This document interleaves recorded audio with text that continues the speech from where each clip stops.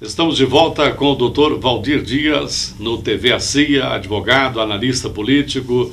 Dr. Valdir, que é do Diário de Araguari. Doutor, a sociedade hoje comunga com a ideia da ficha limpa. Aí eu pergunto para o senhor, se o candidato vencer nas urnas, mas ele estiver com a ficha suja, ele poderá ser impedido de assumir o cargo? Totalmente. Não há nenhuma possibilidade hoje de que o candidato que tenha incorrido em defeitos na sua campanha, que deixou de prestar contas, que teve qualquer ato criminoso que ele tenha feito, ainda que não esteja preso, mas que esteja condenado, que são situações diferentes. Sim. Ele, de forma alguma, com a atual rigidez da legislação que vai ser aplicada agora, ele não tomará posse de forma nenhuma. É preciso que o ouvinte, o nosso telespectador, ele entenda que é uma situação diferenciada. Quem está condenado, por exemplo, pela justiça local, ele não tem impedimento de participar da eleição.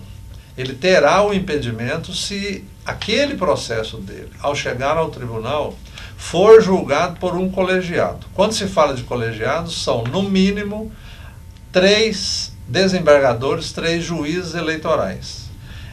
Por que isso? Não se julga na instância superior no caráter individual. Não é um juiz que vai julgar.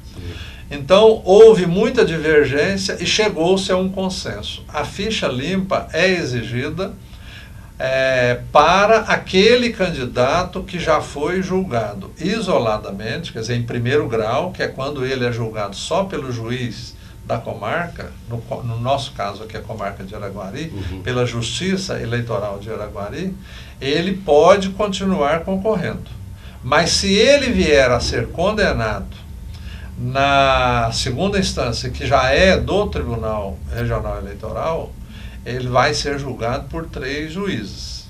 E esses juízes, se decidirem pelo impedimento dele, ele perde a elegibilidade. Aí, no caso, assumiria o vice, então? Aí, assumiria o vice, dependendo da situação. Dependendo da situação.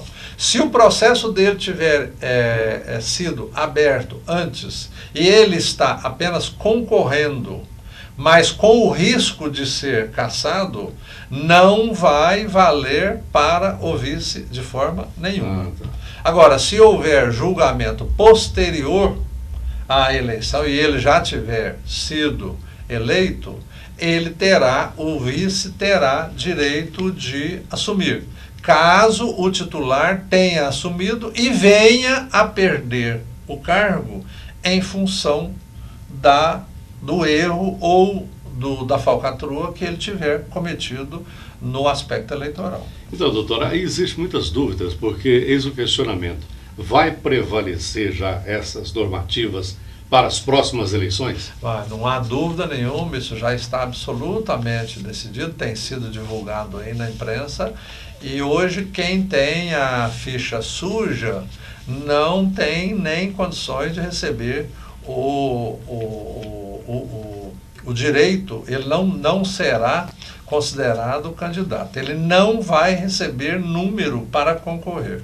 Agora, se ele estiver sub júdice, ou seja, ele está condenado aqui, mas ainda não foi condenado por um tribunal superior, ele tem o direito de concorrer. E lá na frente, se ele perder aquele recurso que ele apresentou, ele volta a estaca zero.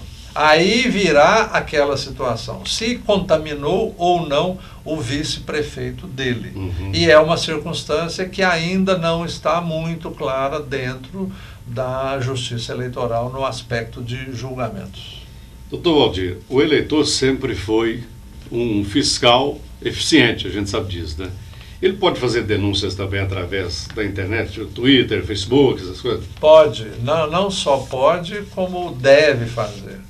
É evidente que as pessoas precisam entender também que se houver denúncias caluniosas, denúncias sem fundamento, apenas para, vamos dizer no popular, para arrebentar a candidatura de alguém, isso pode custar muito caro.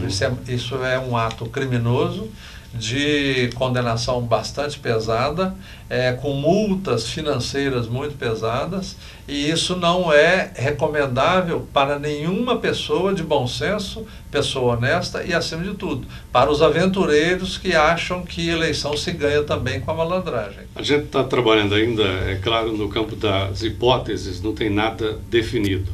Mas hoje, o nosso colégio eleitoral, o Colégio Eleitoral de Araguari, ele passa dos 86 mil eleitores.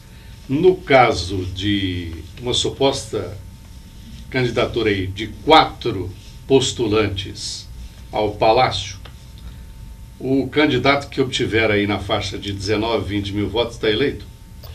É meio aleatório, Gerson. Em tese, sim, mas é muito aleatório, porque se tem uma grande caixinha de segredo, ela se chama urna eleitoral. E, evidentemente, não há um parâmetro em termos de eleições que você possa seguir, mesmo que você analise 10 eleições municipais anteriores à que vai acontecer agora. Sim. Ela poderá ter uma solução rápida, agregando 1 ou 2 candidatos na reta final da campanha, para que convirja em termos de escolha de 1 ou 2, como nós poderemos chegar aí com 3 ou 4 candidatos em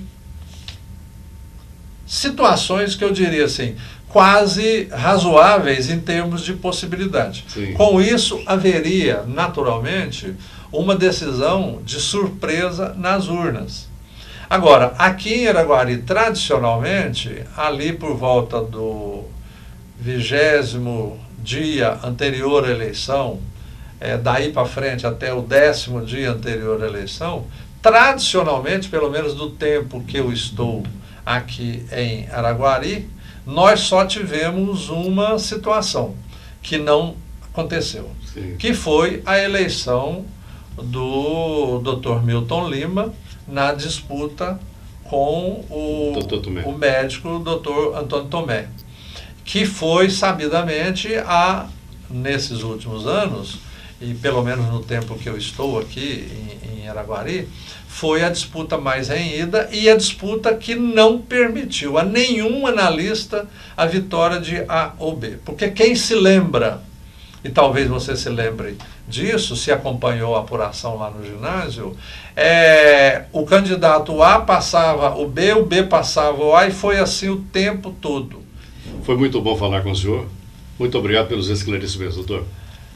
Eu agradeço a gentileza, né, do prezado amigo, e me disponho sempre a colaborar com o processo eleitoral da cidade, uma vez que militei 25 anos como promotor eleitoral, presidi o trabalho do Ministério Público Eleitoral na cidade durante longos anos. Experiência é o que não falta. E a gente só pode esperar que, ilustrando aqueles que se dão ao trabalho de ouvir essas nossas pequenas palavras, esperando que a cidade tenha realmente um pleito muito saudável, tranquilo, e que vença aquele candidato que realmente seduzir o eleitor. Muito obrigado pela oportunidade. Nós é que agradecemos, doutor Valdir Dias. E assim a gente conclui mais uma apresentação do TV ACIA, a voz e a imagem do empresário araguarino. Muito obrigado a todos e até o próximo programa.